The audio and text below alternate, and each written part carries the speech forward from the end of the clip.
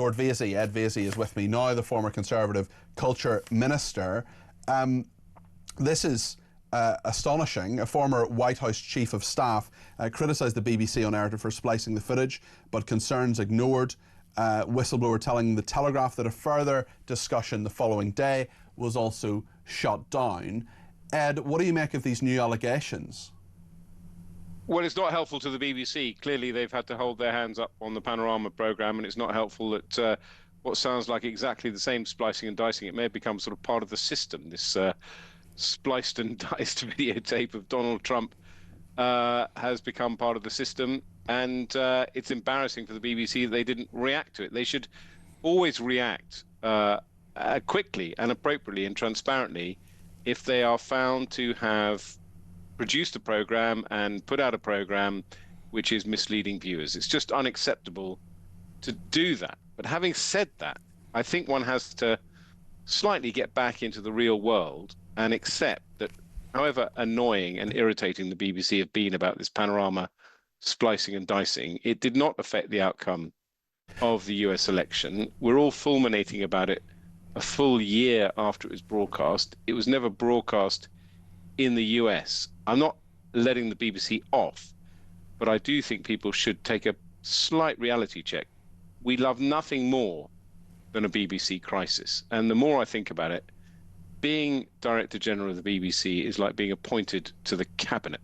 The minute you get that job, you are under such intense scrutiny from the rest of the media. It's amazing that someone like Tim Davie managed to hold on for 5 years. He wanted the job, and you've got to take responsibility. Someone else who should perhaps take responsibility is Jonathan Munro. He was deputy to Deborah Turness. He's also the one who oversaw the LGBT guidance that was so criticised in this report by the former political editor of the Sunday Times, who put the report out previously, and Michael Prescott. And I mean, another allegation here. Newsnight, of course, no stranger to controversy over the Jimmy Savile fiasco, no stranger to controversy over the Lord McAlpine naming him as a paedophile when he absolutely was not a paedophile.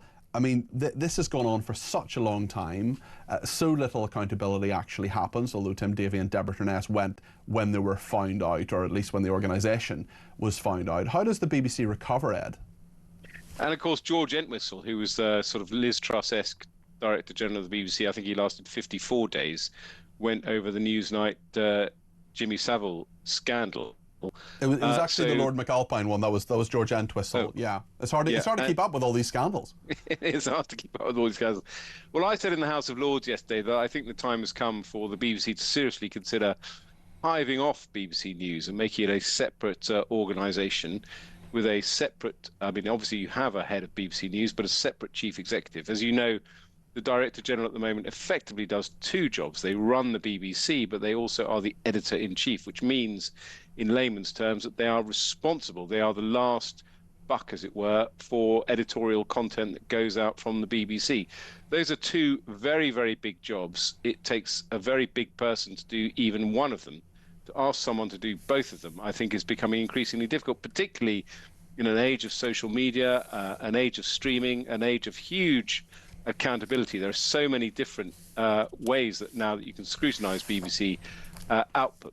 And if you had a separate BBC News that was in a kind of trust that was funded partly by the government as the World Service is, partly by a contract with the other BBC to get some licence fee payers money, with its own board, its own chairman, its own chief executive, that might change the accountability thing. The other thing I think in terms of operational, you know, I obviously have looked askance at some of the BBC's coverage of the Israel-Hamas war. And like you, I suspect, I've also looked askance at how they readily adopted the trans ideology. You know, we had the case of Martine Croxall being hauled over the coals. Yeah, the BBC presenter, and actually Richard Burgess, who is the corporation's director of news content. What all these people do? Corporation director of news content told journalists in an all-staff call on Wednesday they must cover the gender debate impartially and consider the views of both sides. I mean, that's the point of the BBC. Why do people have to be told this? Because they keep getting it so wrong. Well, it does seem to kind of sometimes fall to fads, and it does sometimes allow one side of the debate to prevail. I mean, but it does go both ways. As you know, Peter, I'm a strong Remainer, and Remainers found it deeply frustrating that in the views of in the BBC's bending over to be impartial, it gave far too much airtime to some cranky views on Brexit. But we won't go down that I particular mean, rabbit hole. the evidence would show, I'm a Remainer, or I was a Remainer too, Ed, but the evidence showed that far more Remainers than Leavers were given their say over the BBC's coverage, and there was a report into that previously, so I'm afraid those are the facts. We'll let the BBC off the hook there. Duly impartial on Remain versus Brexit. The key point, the second point, I think, I don't sit in a BBC newsroom, but the second point, which would be potentially addressed by having the BBC as news as a standalone organisation, is when you get really high-profile news issues like Israel Hamas. I think you kind of need daily meetings to check your coverage, because you know that every single report you put out, and we know that the Jewish community in the UK has looked askance at how this has been reported on the BBC. You want to make sure that everything you put out is double and triple checked. And obviously, you want to give news organisations a break up to a point. They're reporting real news in real time. There's always pressure to get the news out first. It's the other thing I've always found odd about the BBC. I'd much rather the BBC was slow and accurate rather than fast and first. I don't think I agree the BBC doesn't need to compete with Talk. It doesn't need to compete with GB News. It's the BBC. And if I turn on the 10 o'clock news on the BBC, I don't want them to break news. I don't want them to tell me the latest gossip from Downing Street. I just want them to tell me the news as it's been filtered in a very straightforward way. And that's all we ask for our licence fees. Ed, thank you. That's Ed Vasey, Lord Vasey there, former Conservative Culture Minister. Appreciate it.